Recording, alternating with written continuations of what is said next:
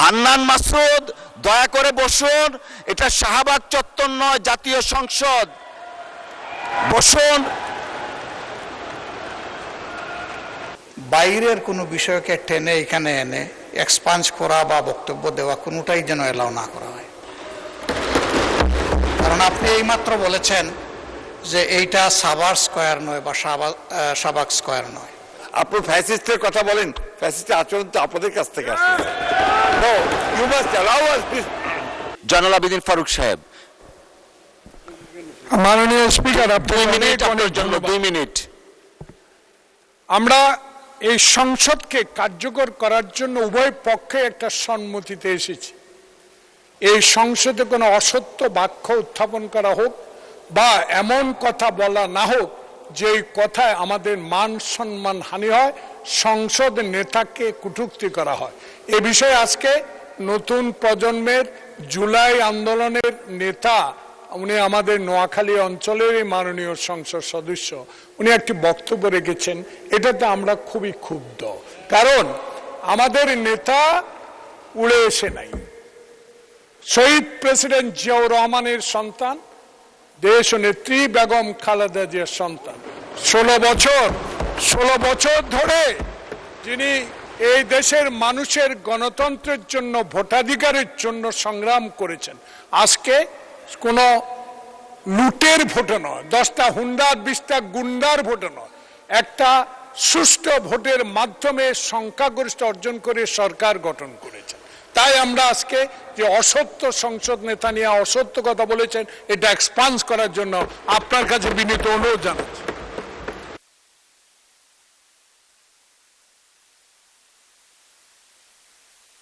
মাননীয় বিরোধী দলীয় চিফ হুইপ, আমরা আসলে বিতর্কে যেতে চাচ্ছি না। একটা বক্তব্যের প্রেক্ষিতে উনি বক্তব্য দিয়েছেন।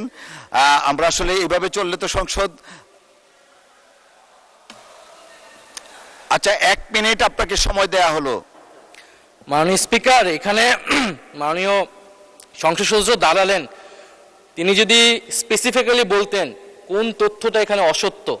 উনি তো ওনার বক্তব্যের প্রেক্ষিতে বলেছেন, উনি কিন্তু ঢালাওভাবে বলে গেলেন যে বক্তব্য অসত্য কথা বলা হয়েছে। ওনাকে তো ফ্যাকচুয়ালি বলতে হবে কোন ইনফরমেশনটা এখানে ভুল ছিল। আর মাননীয় সংসদ নেতার কথা যদি বলেন, প্রধানমন্ত্রীও ভুল করতে পারেন। প্রধানমন্ত্রী এই মাননীয় সংসদে দাঁড়িয়ে বক্তব্য দেওয়ার সময় স্লিপ অফ টাং হয়েছেন, উনি তার ভুল শুধরিয়েছেন। ওনার বক্তব্যের সমালোচনা করার অধিকারও বিরোধী দলের আছেন। ফলে উনি অবশ্যই, ওনাকে আমরা সম্মান করি, উনি জিয়াউর রহমানের সন্তান, খালেদা জিয়ার সন্তান, প্রাইম মিনিস্টার, সংসদ নেতা। কিন্তু তার মানে এই না যে তাকে নিয়ে কোনো কথাই বলা যাবে না, তার কোনো বক্তব্যের সমালোচনা করা যাবে না। আমরা তো গণতন্ত্রের দিকে যেতে চাচ্ছি, আমরা কোনো ফ্যাসিবাদের দিকে আবার যেতে চাচ্ছি না। ফলে এটা যাতে মাননীয় স্পিকার আপনি বিবেচনায় রাখেন সিদ্ধান্ত নেওয়ার ক্ষেত্রে। জি, মাননীয় মন্ত্রী মির্জা ফখরুল ইসলাম আলমগীর। ধন্যবাদ জনাব স্পিকার।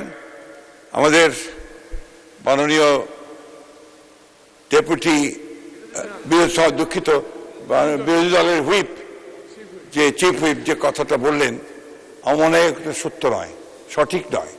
কারণ আমাদের মাননীয় সংসদ সদস্য যে বক্তব্য দিয়েছেন,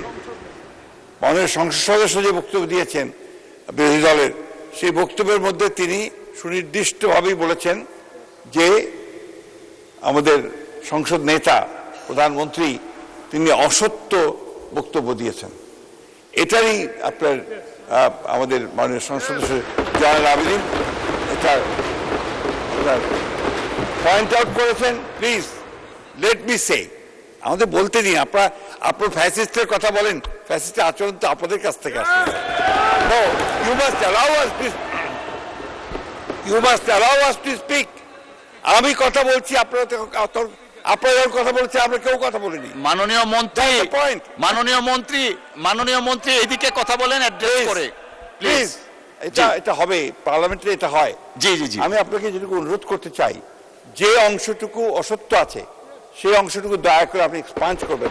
কারণ আমাদের সংসদ নেতার বক্তব্য সম্পর্কে কোনো অসত্য বক্তব্য এখানে মেনে নেওয়া যাবে না মাননীয় speaker.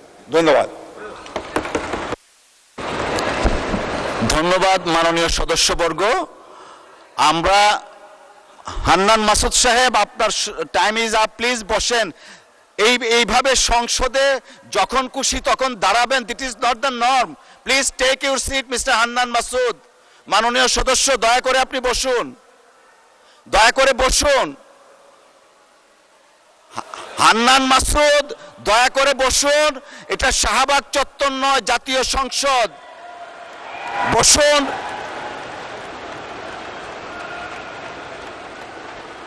May I humbly request you to take your seat, please? আপনি বসেন।